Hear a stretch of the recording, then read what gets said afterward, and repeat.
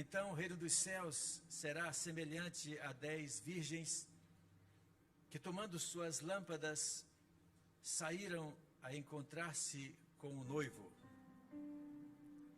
5 dentre elas eram nécias e 5 prudentes.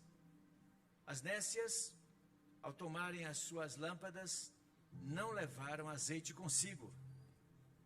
No entanto, as prudentes, além das lâmpadas, levaram azeite nas vasilhas. E tardando o noivo, foram todas tomadas de sono e adormeceram. Mas à meia-noite ouviu-se um grito: eis o noivo, saí ao seu encontro. Então se levantaram todas aquelas virgens e prepararam as suas lâmpadas. E as nécias disseram às prudentes: dai-nos do vosso azeite, porque as nossas lâmpadas estão se apagando. Mas as prudentes responderam: não, para que não nos falte a nós e a vós outras. Ide antes aos que o vendem e comprai-o. E saindo elas para comprar, chegou o noivo. E as que estavam apercebidas entraram com ele para as bodas, e fechou-se a porta. Mais tarde, chegaram as virgens nécias, clamando: Senhor, Senhor, abre-nos a porta.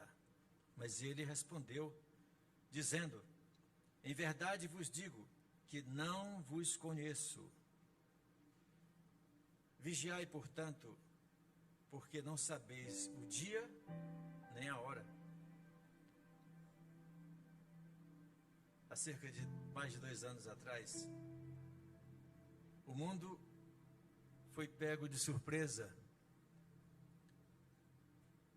por uma pandemia vista, a última tendo sido vista há quase um século, há cerca de um século. Ninguém estava preparado. Quando o vírus surgiu na cidade de Wuhan, na China, em dezembro de 2019, ninguém acreditava que aquilo se espalhasse para o mundo, embora as televisões noticiavam. Eu vi notícias ainda em dezembro que a China cercou uma cidade. Ora, isso é muito grave. Se uma cidade foi cercada por causa de um vírus, é claro que isso vai passar para outras. Mas houve um sentimento quase que natural de que as pessoas ficaram pasmadas. Deixou as pessoas pasmadas. Os governantes não agiram a tempo. Muitos deles demoraram. Alguns foram tomar medidas em março do ano de 2020, quando a coisa já estava muito avançada. Isso causou muitos prejuízos, muitas mortes, milhares de pessoas, milhões morreram por causa de o não apercebimento, a falta de percepção, da falta de discernimento, da falta de uma visão do futuro que estava em cima de todo mundo. O futuro chegara e ninguém se apercebeu a tempo. Quase ninguém se apercebeu a tempo. A parábola das virgens, que são 10, não tem nada a ver com virgindade, nem é uma parábola que nos leva a falar de santidade, necessariamente, não. A parábola é dita num contexto de 3 outras parábolas, que é um contexto escatológico, ou seja, que nos chama para o tema das últimas coisas. Escatologia é o estudo das últimas coisas.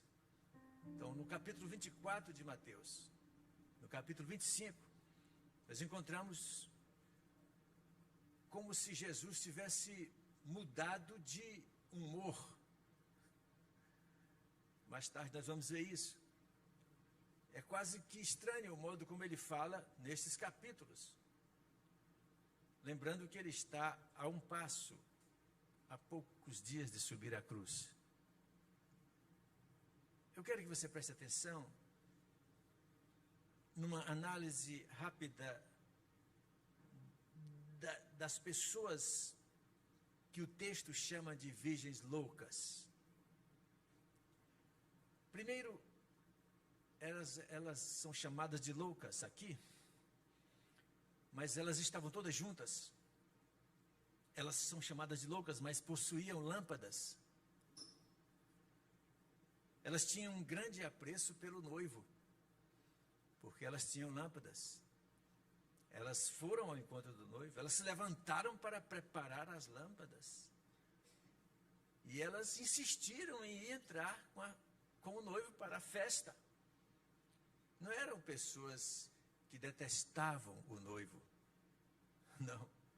Elas foram atacadas de sono e adormeceram, como também as outras que não eram loucas.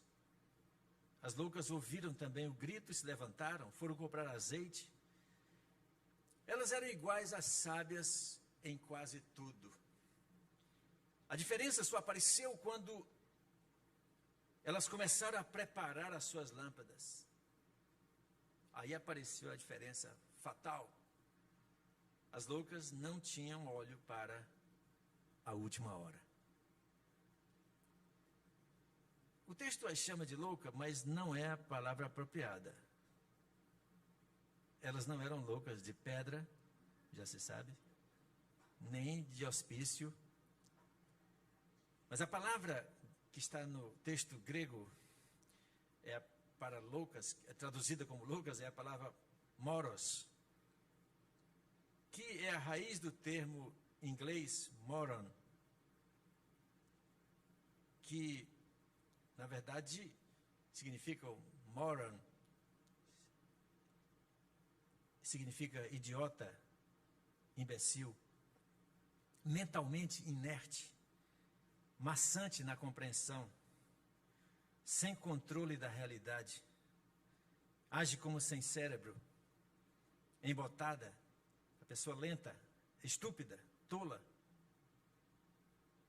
Este é o que está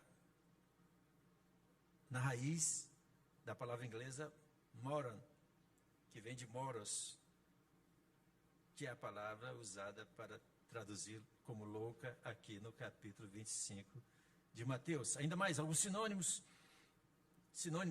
desta palavra moron é o chamado popularmente pateta, burro, bobo, cabeça dura, cabeça oca, cabeça de pudim, cabeça de alfinete, cabeça de vento.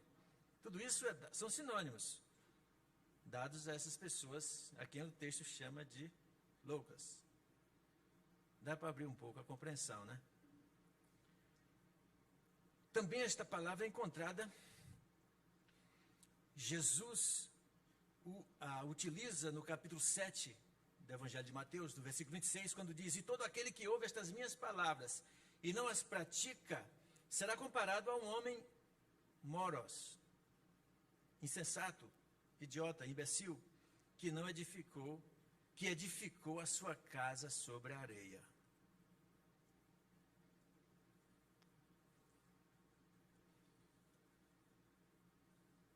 Eu quero falar um pouco sobre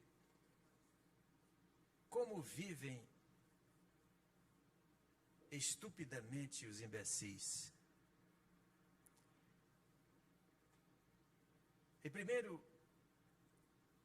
eles são imbecis, ou elas, as virgens, mas elas estão com a igreja, na igreja, participando da igreja durante a caminhada cristã. Os versos 1 a 4 dizem que o reino dos céus será semelhante a 10 virgens que, tomando as suas lâmpadas, saíram ao encontro do esposo, do noivo. Então, elas todas, as nécias, as loucas, as imbecis, elas vão ao encontro do noivo. Igualmente, as inteligentes, as que não são loucas. E diz mais, que as imbecis não levaram azeite consigo. Está aí o motivo de elas serem chamadas de idiotas. Mas as prudentes As inteligentes levaram azeite nas suas vasilhas, além do azeite que estava nas lâmpadas. Elas levaram o suporte, o estepe. Elas pensaram que algo podia dar errado. Pode ser que não seja do jeito que a gente pensa. Pode ser que ele atrase. A gente não sabe. Quando a gente não sabe, a gente tem que se preparar. Tem gente que leva a vida inteira, a vida cristã inteira, normalmente como se tudo estivesse na mais perfeita ordem. Sim ou não? Muita gente passa a vida toda assim. Recebe avisos, cuidado, a velhice está chegando. Você já está na hora de fazer isso. Se prepara. Você tem que construir uma casa. Você tem que ter um emprego. Você tem que estudar. Você tem que varar as noites. Em segundo, como vivem estupidamente as loucas, as idiotas, enquanto se espera a vinda do Senhor.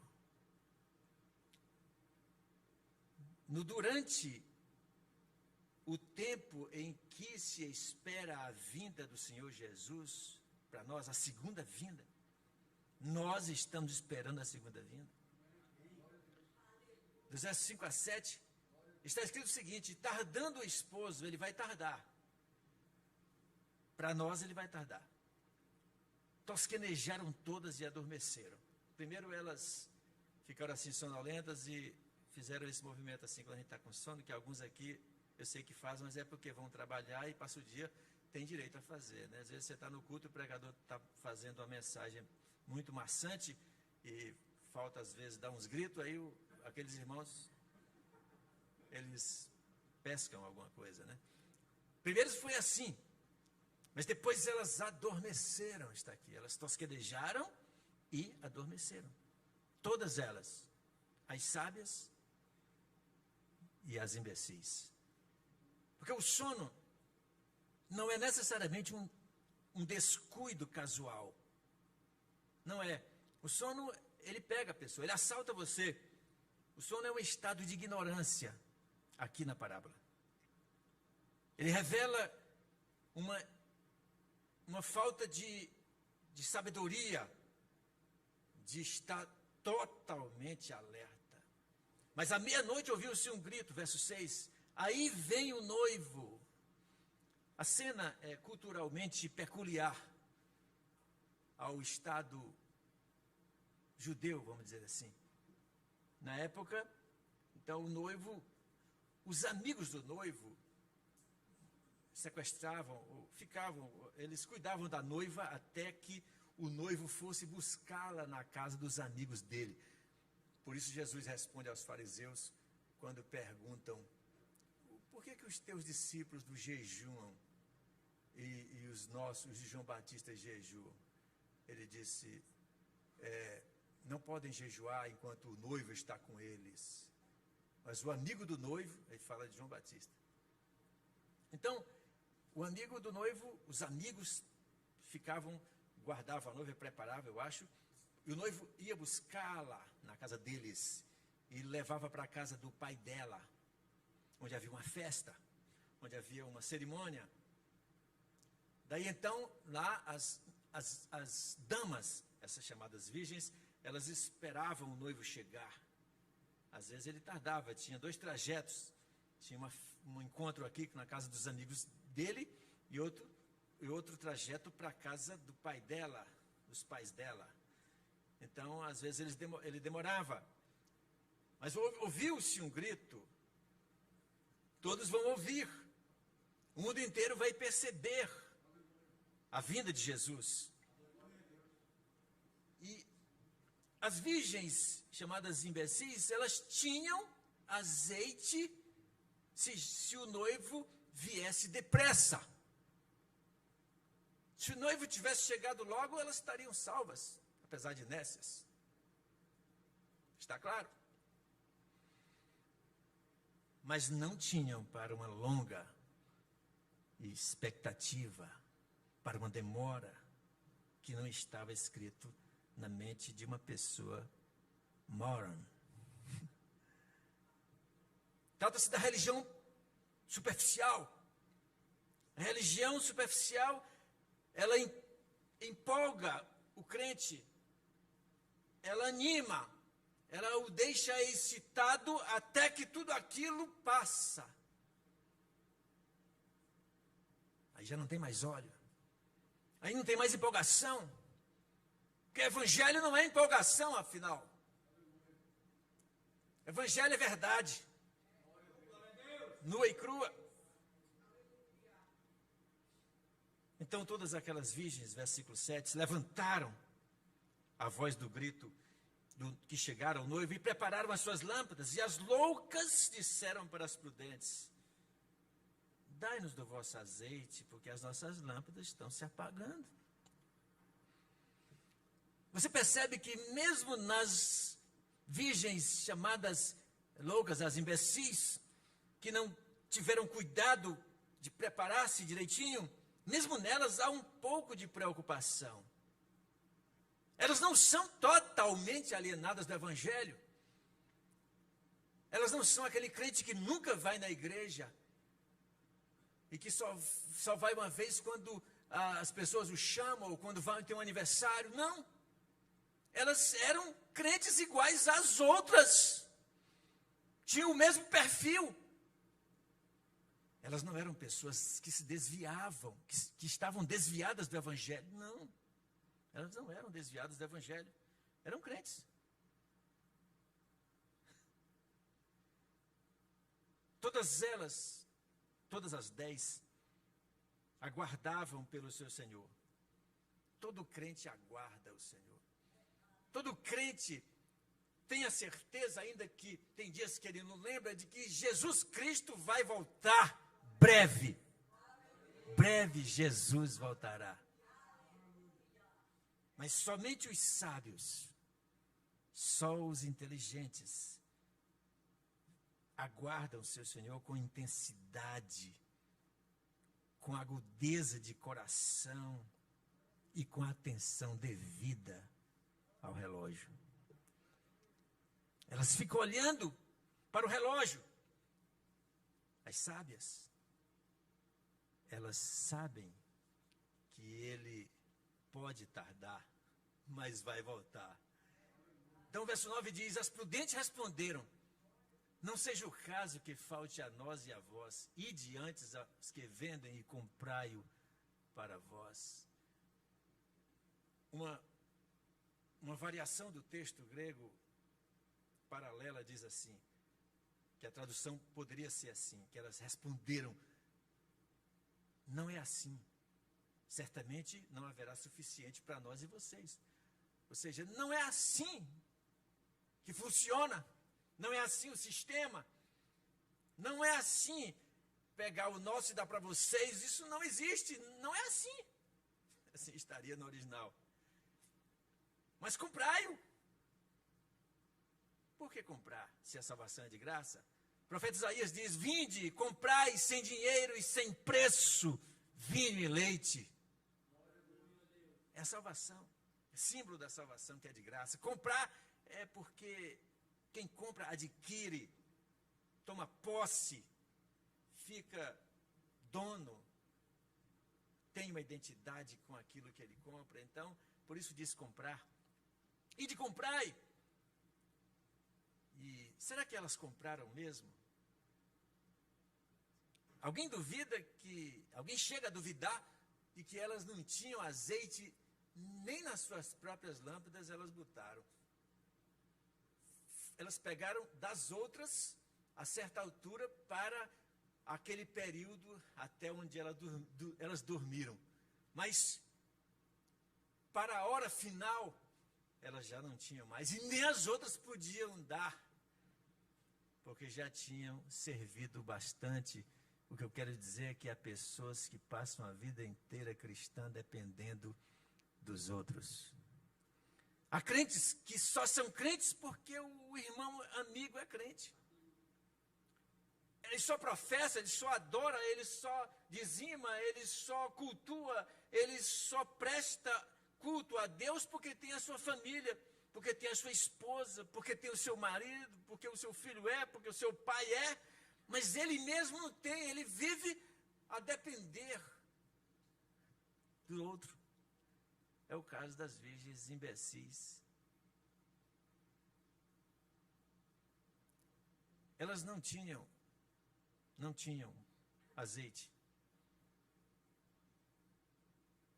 Em terceiro, como vivem estupidamente os idiotas até o dia em que a porta da graça se fechar. Verso 10 diz: e tendo elas ido comprá-lo, chegou o esposo, chegou o noivo, e as que estavam preparadas entraram com ele para as bodas e fechou-se a porta. O texto não diz que ele fechou a porta. O texto diz fechou-se. Não tem sujeito. A porta um dia vai se fechar, porque ela está programada para isso. No dia tal, quando o cronômetro de Deus zerar, ela se fechará, assim como a porta da arca, no caso de Noé, se fechou e milhares se afogaram. E depois chegaram também as outras virgens dizendo: Senhor, Senhor, abre-nos a porta.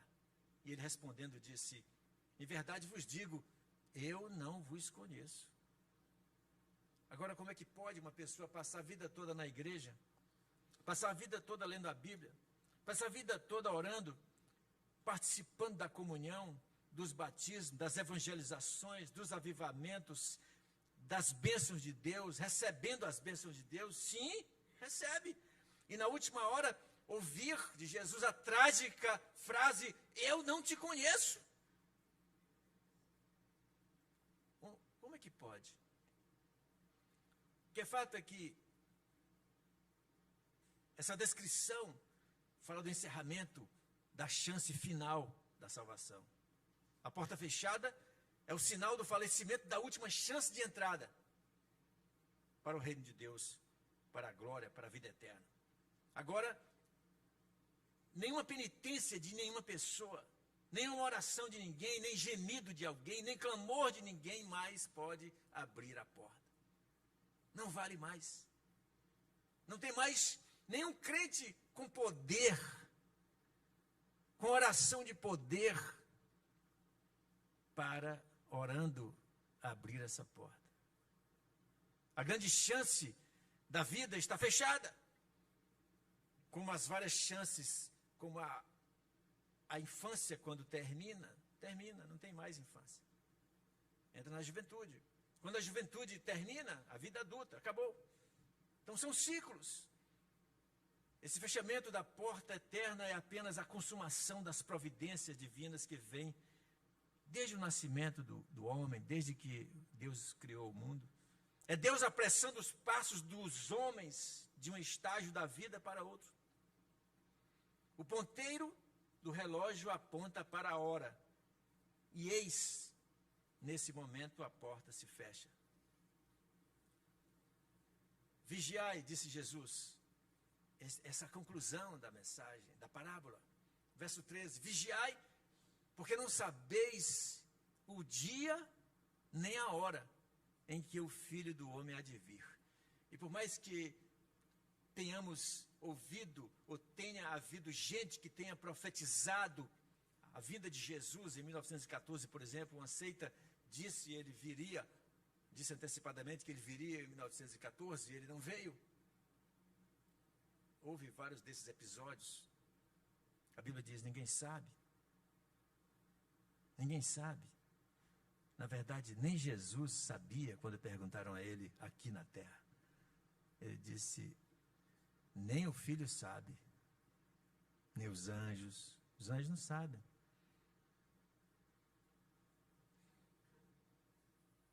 Esse é um alerta. Esta palavra, esta frase conclusiva da parábola é um alerta para aqueles que vivem como pseudo-cristãos, contemplando apenas o mundo visível, a materialidade, a temporalidade, o aqui e agora, mas na verdade nunca se interessam pelos assuntos de fé. Essas pessoas nunca adentram um centímetro para o reino espiritual. Elas não querem adentrar porque elas não querem ver a realidade, elas não querem sentir o mundo real, elas preferem ficar no mundo da ilusão. Então elas nunca tiveram o desejo ou a vontade, ou a ideia sábia de comprar mais azeite para fazer brilhar as suas lâmpadas no momento de sonolência da humanidade, de escuridão, até que o noivo venha. É preciso ter azeite para fazer a nossa candeia brilhar até a vinda de Jesus, porque os dias serão muito difíceis. Porque elas levaram a vida toda sempre dependendo de outras, da oração de outras. Não é que não devemos pedir oração, sim, devemos. Mas há pessoas que elas não têm condições. Elas sempre acham que outro vai fazer melhor. Elas não se acham com capacidade de falar com Deus, de ministrar uma palavra, de tomar uma decisão espiritual. Não. Elas levam a salvação como o modelo roleta russa. Elas acham que no dia, na hora H, na hora em que disserem o noivo está vindo, então naquele momento haverá sempre alguém vai lhes ajudar a entrarem no céu. Elas pensam assim porque elas são idiotas. São pessoas idiotas. É um pensamento idiota pensar assim. É não ter a ideia do que se passa. É não entender o plano de Deus exarado claramente na Bíblia para a humanidade, de que a salvação é individual.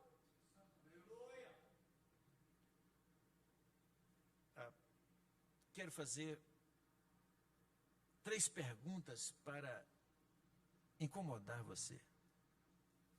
A primeira é: você vive ansioso pela vinda de Jesus quando esta geração em que você vive se alienou de Deus e parte da igreja se deixou imbecilizar?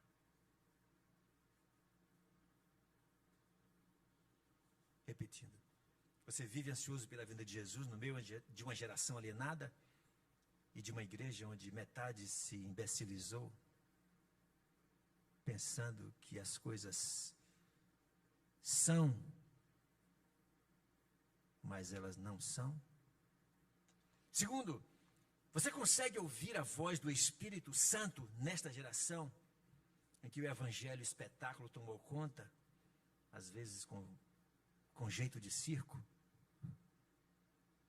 Você ouve a voz do Espírito mesmo? Você consegue onde é que o Espírito está soprando?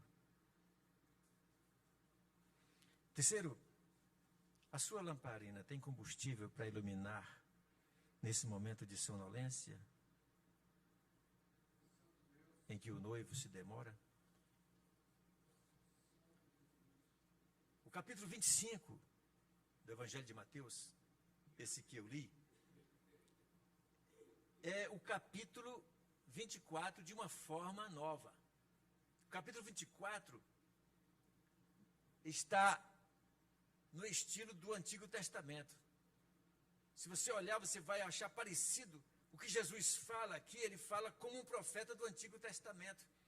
Ezequiel, Daniel, que usavam muitas figuras exóticas e profecias.